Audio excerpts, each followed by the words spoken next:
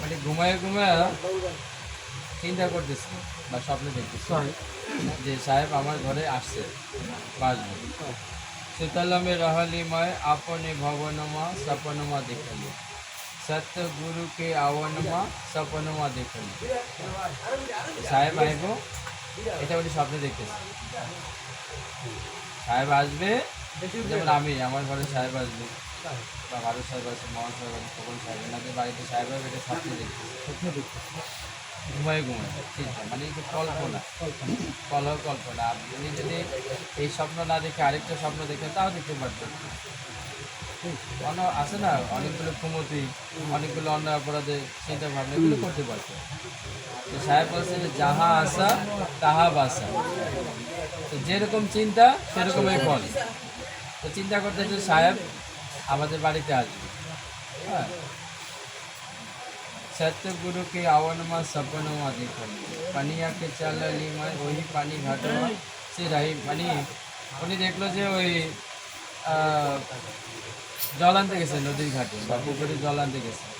এখন দেখলো যে জলে এত সুন্দর তরঙ্গ বইতেছে, মনে হয় যেন জলেও তরঙ্গ সুরে বলতেছে গুরুদেব আসতেছে। পানিয়া के चलली मैं वही पानी घाटवा से रहली मिलल पानिया के चलली मैं वही पानी घाटवा से रहिए मिलल हमरा सत्य गुरु पहुनमा से रहिए मिलल। মানে পৃথিবীর সবথেকে শ্রেষ্ঠ ব্যক্তি আজকে আমার ঘরে মেহমান হয়ে আসতেছে। এই আনন্দের সমস্ত আকাশ বাতাস মুখরিত। सदगुरु साहेब की जय। चल चल साहेब हमारो भवनमा से जोहते रहली। মনে করেন কালকে সকালে খোকন সাহেব আছে মোহন সাহেব আছে, আজকে ধরেন অনুষ্ঠানটা ভারত সাহেবের ঘরে। আর খোকন সাহেব এসে মোহন সাহেব এসে বললো সাহেব সকালে আপনাকে চা জল পাওয়া, সকালে আপনাকে একটু চা জল পাওয়া। হয়তো দেখা গেছে ব্যস্ততার কারণে আমরা এই ঘর থেকে বিদায় নিয়ে চলে যাবো, কালকে কোনো ঝামেলা থাকতে পারে কাগজ থাকতে পারে। যখন কয়ে দিব যে সাহেব সকালে একটু চা জল পাইবে, চা জল নইলে উসিলা বুঝলে সবাই মিলে কিন্তু এই করে যাইতে প্রত্যেকে মানে প্রত্যেকে কি কাজটা হয়ে যাচ্ছে। একজনে বললো যে আমরা এখানে বলছি চাটা এনে দিয়ে যান, বললো যে না চা আমু ঘরে পাইতে, কারণ আমরা যেটা উসিলে আমু ঘরে আইবেন চাটা পাইবেন এই উসিলে আইবেন, এমনি তো আমরা ঘরে আনতে পারি কথা বলতে। এখন চার কথা কইছে কি করলাম, সাহেবরা আসছিল দুই চারজন যারা ভক্ত ছিল সবাই মিলে ওই ঘরে গেলাম। আর চার কথা না হলে দেখা যাচ্ছে চা পায়া ব্যস্ততার কারণে বের হয়ে যেত, তাই বোন কি জায়গা কাগজ আছে ঝামেলা আছে।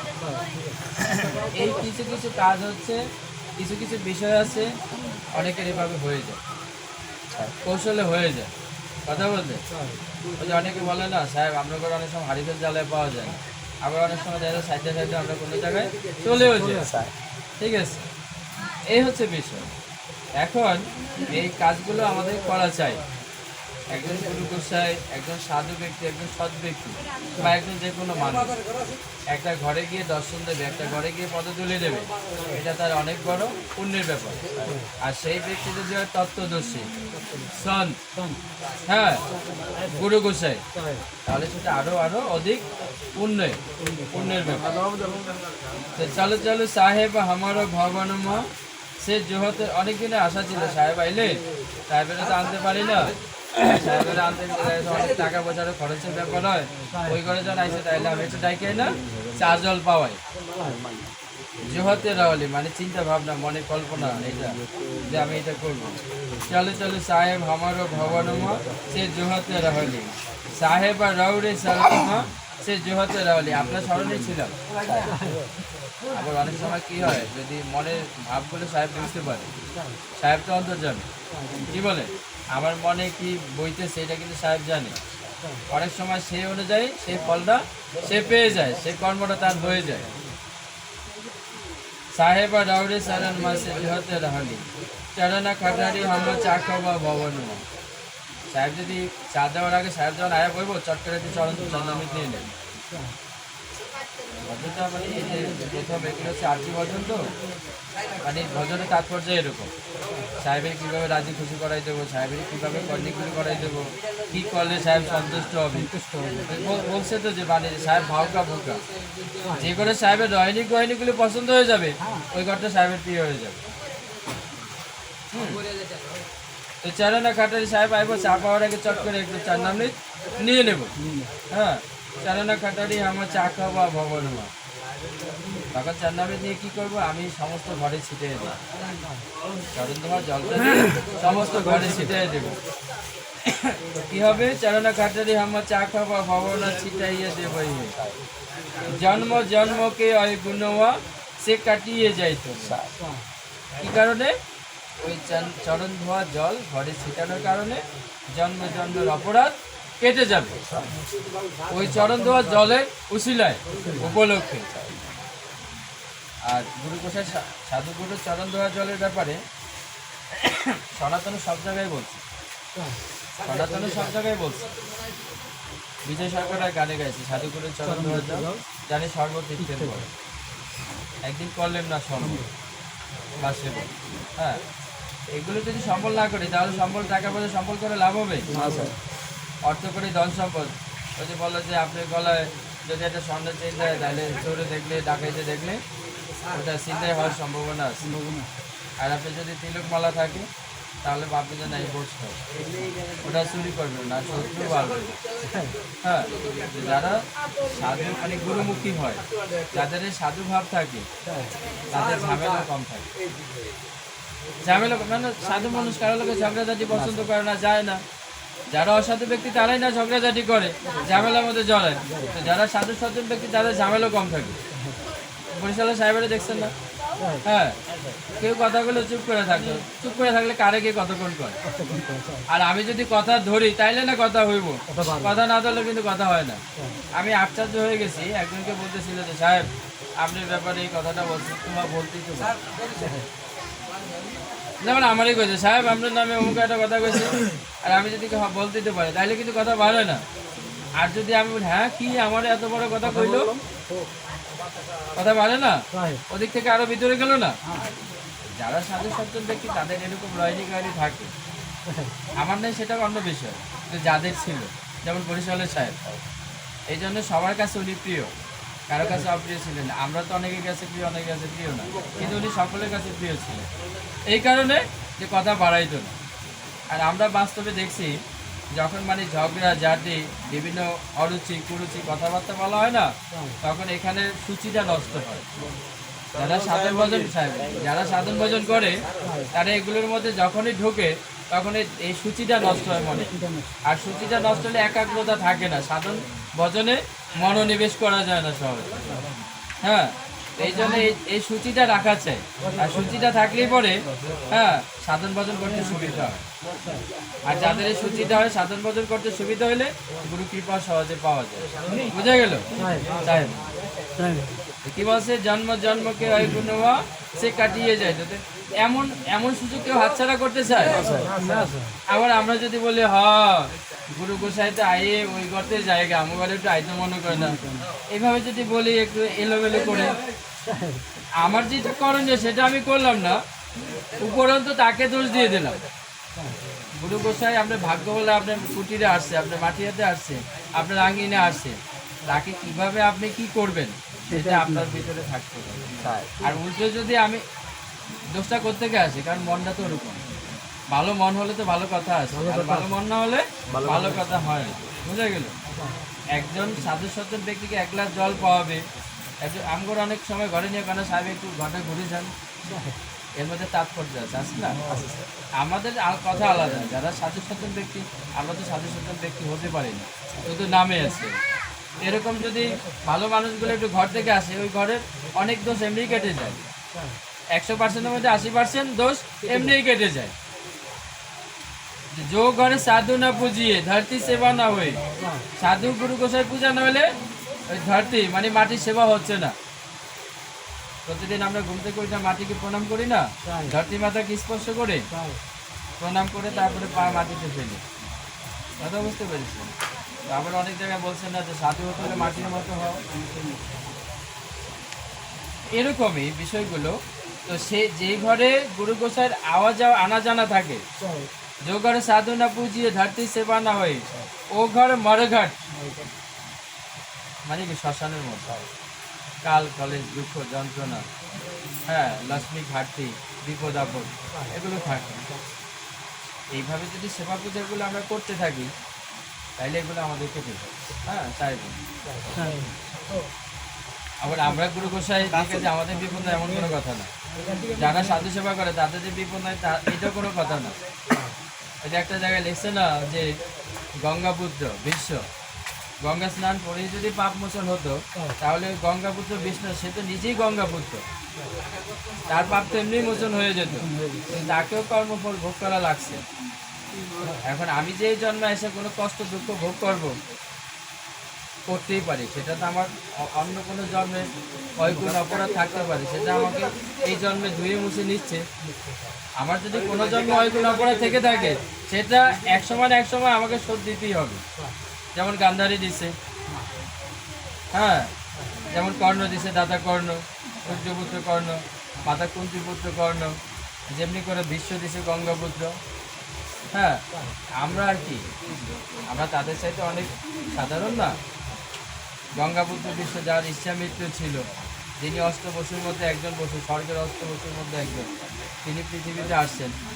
সপ্তবসুর মুক্তি হয়ে গেল, অষ্টম বসু ছিল গঙ্গাপুত্র বিশ্ব, বলছে তোমাকে অনেকদিন পৃথিবীতে থাকতে হবে।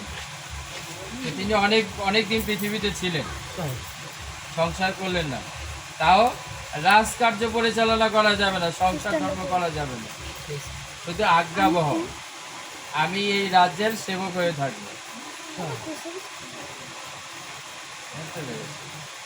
এই হচ্ছে কর্মফল কাউকে কখনো মুক্তি দেয় না, এটা এক সময় ভোগ করতে হবে।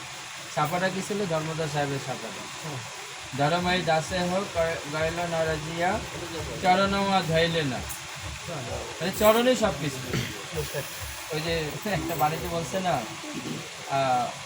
মূলম গুরুপদম, মন্ত্রমূলম গুরুবাক্যম, হ্যাঁ, আর পূজা মূলম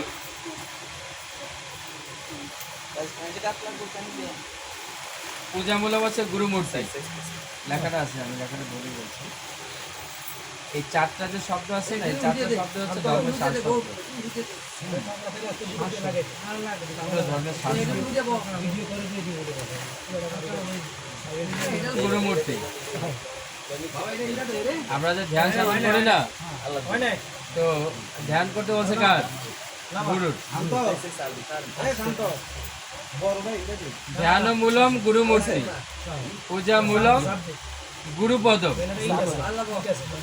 পূজা কার করতে বলছে? গুরু। সর্বপূজার মূল পূজা হচ্ছে গুরু পূজা। আমরা বলি না অনেক পূজা আছে, গুরু পূজা করলে সর্বপূজা হয়ে যায়, এটা আমাদের কথা না, এটা শাস্ত্রের কথা, গ্রন্থের কথা, ধর্মশাস্ত্র বলে গেছে। ধ্যান মূলম গুরুমূর্তি, আর পূজা মূলম গুরুপদ। তারপর হচ্ছে কি মন্ত্র মূলম গুরুবাক্য, গুরুবাক্যের উপরে কোনো মন্ত্র নেই। এখন আপনি বলতে পারেন সাহেব আপনি যা করবেন এটা কি বিশ্বাস করতে হবে, এটা তো গ্রন্থে নাই। আর শাস্ত্রে কি বলছে? গুরু বাক্যের উপরে কোনো শাস্ত্র নাই, কোনো মন্ত্র নাই। গ্রন্থ দিয়ে সব কিছু সময় বিচার করা যায় না, গ্রন্থ দিয়ে অনেক কিছু বিচার করা যায় না। গুরু গোসাইয়ের যেটা আধ্যাত্মিক ক্ষমতা, এটা গ্রন্থের বাণীতে নেই, সেটা তারা সাধন ভজনের মাধ্যমে অর্জন করে থাকে, আর সেটা তারা সেভাবে প্রয়োগ করে থাকে। আর যিনি গুরু ভক্ত হবে তিনি ওই গুরু বাক্যগুলো মর্যাদা দিতে পারবে বা বুঝতে পারবে, ভক্ত না হলে বুঝতে পারবে। এখানে যদি সবাইকে আমি বলি যে সবাই আমার কথা মানবে না, হয়তো দুই একজন মানতে পারে, আর সবাইকে বলতে সাহেবের পয়সা করানোর মতো থাকে। হ্যাঁ, এই জন্যে বলছে যে এই কথাগুলো সেই বুঝতে পারবে কই বুঝে যেন জহরি, যে জহরি হবে। জহরি মানে কি? মূল্যবান, দামি, জ্ঞানী, তাকে বলে জহরি। যে জহর চিনে, হীরা চিনে, যে হীরা কি সবাই চিনে? সাহেবের বাড়িতে আছে না, হীরা পরে বাজার মে রাহে সাহিল আপতাই। আবার বাংলাতে একটা কথা বলছে না যে রাস্তায় পড়ে যে সাই উড়ে দেখো তাই, খাইলেও পাইতে বড় অমূল্য রতন। এখানে হিন্দিতে কথাটা এরকম বলা ছিল যে হীরা পরে বাজার মে রহে চাই লপটাই কিতনা মূঢ়ক ধাং দিয়া পারতি লেই উঠাই। আজকের এই সৎসঙ্গ অনেকে চাইলে আসতে পারত, কিন্তু অনেকের ভাগ্যে নেই। আমার আপনার ভাগ্যে আছে বলে এই সৎসঙ্গ আমরা পাইছি। যিনি হীরা চিনবে, হীরা চেনে না, ও মনে করেন যে একটা হিরে রাস্তায় পড়ে আছে, ওই ধুলাবালিতে আচ্ছন্ন হয়ে আছে, বুঝলেন, পায়ে লাগছে, গড়াগড়ি খেয়ে পড়ে গেছে। হাতে নিলাম, মনে করলাম যে একটা মাটির, হ্যাঁ এটা মাটির চাকা, এটা ভেবে আমি ফেলে দিলাম। আমি যে হীরা চিনি না তাই আমি ফেলে দিলাম। যে হীরা চিনে সে হাতে নিয়ে দেখবে ওরে বাপরে বাপ, এটা তো মূল্যবান বস্তু, একটু হয়তো ধুলাবালি লেগে আছে, ও কি করবে, ধুলাবালিটা পরিষ্কার করে নিয়ে নেবে। এই কথাটা এখানে সাহেব বলছে, হীরা পরে বাজার মে রহে ছাই লপটাই কিতনা মূঢ়ক ধাং দেয়া। অনেকে ডেঙ্গে যায়, অনেকে পাও দিয়ে মারা যায়। পারকি লেহি উঠায়, যে পারকি, যে জহুরি, যে জ্ঞানী, তিনি উঠায় নেবে। হ্যাঁ, ধর্মই দাসে হয় আরজি করাতে হয় রাবণের সাহেবকে হাজে। ধর্মদাস সাহেব বলতেছে গুরুমুখী হয়ে থাকে, গুরুমুখী ব্যতীত অন্য কোনো দিকে মনও নিবেশ করা যাবে না। গুরু একজন একজন বলতেছে যে আমার বাবা, একেবারে আমি স্পষ্ট করে বলি, কেউ মনে কষ্ট নেবেন না, বোঝানোর জন্য বলছি। অনেকের ভক্ত থাকতে পারে, অনেক সময় সত্য কথা অপ্রিয় হয়ে যায়, এই জন্য অনুরোধ করছি যে মনে কিছু নেবেন না।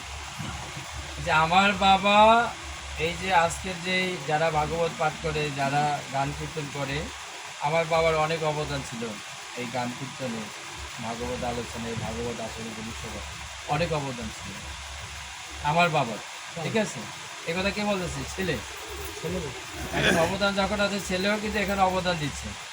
ঠিক আছে, আবার ছেলের ঘরে যে ছেলে সন্তান হবে, তারাও বলবে যে আমার বাবার এখানে অবদান ছিল। কি বলেন? তাহলে অবদান থাকলে আমি ওখানে ঋণী আছি না? ঋণী হলে আমার মেয়েটা তার সাথে বিয়ে দিতে হয়, ঋণটাকে হালকা করার জন্য। অবদান আছে মানে তার সাথে সম্পর্কটা ভালো, তাহলে আমি আত্মীয়তা করে সম্পর্কটা আরও গাঢ় করতে কোনো দোষ নেই। তার মেয়েটাও আমার জন্য আনতে কোনো অসুবিধা নেই, সম্পৃক্ত আছি না, লেগে লেগে আছি না।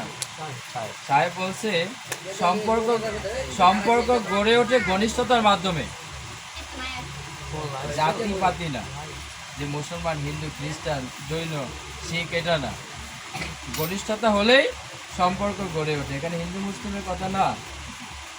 আপনি যদি একজন মুসলিম ভাইয়ের সাথে ঘনিষ্ঠতা তৈরি করেন, তার সাথে সম্পর্ক গড়ে উঠবে। সেই সম্পর্ক যে কোনো সম্পর্ক হতে পারে। কি বলে? আমি যদি একজন খ্রিস্টানের সাথে সম্পর্ক রাখি, ঘনিষ্ঠতা রাখি, তার সাথে আমার যে কোনো সম্পর্ক গড়তেই পারে। ঘনিষ্ঠতার মাধ্যমে সম্পর্ক হয়। মানুষ মানুষের ব্যবহার গুণে পর আপন হয় স্নেহের বন্ধনে। তো স্নেহ মায়াটা জমে করতে কি? আসা যাওয়ার মধ্যে, চাওয়া পাওয়ার মধ্যে, চলাফেরার মধ্যে। ঠিক আছে, এগুলো এখন আমাকে বিচার করতে হবে যে চলাফেরাটা আমার কেমন হওয়া উচিত, আমি কার সাথে মিশবো, কার সাথে মিশবো না, কাকে কতটা অগ্রাধিকার দেবো, কাকে কতটুকু অগ্রাধিকার দেব না। ঠিক আছে, এটা যদি আমি বুঝতে পারি তাইলে কিন্তু আমার ভবিষ্যৎ ভালো। আর যদি আমি বুঝতে না পারি, আবেগে যদি বিবেক নষ্ট করে ফেলি, তাহলে ভবিষ্যৎ অন্ধকার। বুঝা গেল? এমন কোনো কার্য করা যাবে না, আবেগে বিবেক নষ্ট করা যাবে না। হ্যাঁ, বিবেক দিয়ে আবেগটাকে পরিচালনা করতে হবে। আমার ছেলে কইছে, বাবা আমি একটু মদ খেতে ইচ্ছে করে, আমার কি যাওয়ার ঠিক হবে? ছেলে তো কম বয়স, বুঝে না। আর বুঝলে কি বাবারে বলছে যে বাবা আমি একটু মদ খেতে ইচ্ছে করে, বোঝে না, জ্ঞান কম, এই কারণে বলছে। এটা বোঝে কে? বাবাই। বাবাই ওটা বুঝাইতে হবে, বোঝে না বাবা এটা ঠিক না, খাওয়া যাবে না, এটা খেলে শারীরিক নষ্ট হয়, অর্থ নষ্ট হয়, সামাজিকতা নষ্ট হয়, মানুষ খারাপ বলে। যখন বাবাই সুশিক্ষাটা তাকে দেবে, তখন ও বুঝে যাবে যে আসলেই তো ঠিক না। আরেকদিন যদি যায় একটা জায়গায় কথাটা শোনে, ওই দেখছো বাবাই তো সেদিন বলছে এই কথাটা এখানে বলতেছে, তাইলে এটাই ঠিক। বুঝা গেল? এখন মনে করেন কালকে ওই যে আমরা ইংলিশে বসে আলোচনা করছি, হয়তো অনেকে ছিল, বিক্রম সাহেব ভজন গাইছে, সত্য নাম সে বড়া না কই নাম। কোনো নামের কথা বলছি? আমরা অস্তিত্ব বলি না, সত্য নাম সম নাম নেই, বড়দায় কো বড় দেশ। আরতিতে বলি না, সত্য নাম ধর্মদাস আরতি মঙ্গল গাওয়াল আসে, সাতটা কি দেয়? জব্য সত্য নাম, এখানে এই নামের কথা বলছে না। এখন আমরা ডাইরেক্ট জিজ্ঞেস করলাম না আমি যে আমরা এই নামের মধ্যে আছি তো, অনেকে কিন্তু আমার দিকে তাকাইতেছিল, অনেকে ছিল তো কথা আসলে অনেক সময় বলতে হয়, কারোর দিকে তাকায় কথা বললে কথা বলা যায় না। একজনের জন্য 10 জনের স্বার্থ নষ্ট করা যাবে না। একটা লোক বলছে যে আমি এই জায়গার উন্নয়ন করব, যদি দেখি যে 2 জনের অসুবিধা হয় 100 জনের উপকার হয়, তো আমি 2 জনের দিকে না তাকে 100 জনের কথা চিন্তা করে আমি এখানে উন্নয়ন করব। যেমন এখানে রাস্তা করতে গেলে 2টা ঘর ভাঙা যাবে, 2টা ঘর ভাঙিয়ে যদি আমি এখানে 1000 লোকের উপকার করতে পারি, তাহলে 2টা ঘর আমাকে ভাঙতে হবে। বৃহত্তম স্বার্থ রক্ষা করতে গিয়ে ক্ষুদ্রতম স্বার্থকে জলাঞ্জলি দিতে হবে, এই ক্ষেত্রে অপরাধ নেই। এই ক্ষেত্রে অপরাধ নাই। আপনি মিথ্যে বলা অপরাধ নেই, যদি সেই মিথ্যে যদি কারো প্রাণ বাঁচে, মিথ্যে বলা অপরাধ। কোনো ক্ষেত্রে আপনি মিথ্যে বলতে পারেন, সেই মিথ্যা অপরাধ নেই যদি এই মিথ্যার কারণে কারো প্রাণ বাঁচে, কারো বড় একটা সমস্যার সমাধান হয়, তবে আপনি একটু মিথ্যা বলতে পারেন। আমারও মিথ্যে বলবেন, বিনা কারণে মিথ্যে বলবেন, 80 টাকা গোমর করবে চলে, বিনা কারণে, এটা বলা যায়। ঠিক আছে, বোঝা গেল? বিবেকটা হচ্ছে আমার মধ্যে, বিবেক দিয়ে যখন আমি চলবো, এই বিবেকটাই ভগবান, এই বিবেকটাই হচ্ছে পরমাত্মা, এই বিবেকটাই হচ্ছে জ্ঞান, আর বিবেকটাই হচ্ছে বোধ, আর বোধের নামই হচ্ছে মুক্তি। বলো সদ্গুরু সাহেব কি জয়। এগুলি হচ্ছে ধর্মের সার কথা, এগুলি যদি বুঝতে পারি না, লেখাপড়া যেমন সার হচ্ছে স্বরবর্ণ ব্যঞ্জন বর্ণ, তেমনি ধর্মের প্রথম স্বরবর্ণ ব্যঞ্জন বর্ণ হচ্ছে এগুলি। আর এগুলো যদি আমরা বুঝতে পারি, সহজে দেখবেন আমরা সার্থকতা পেয়ে যাবো। সাহেবঙ্গি হ্যাঁ।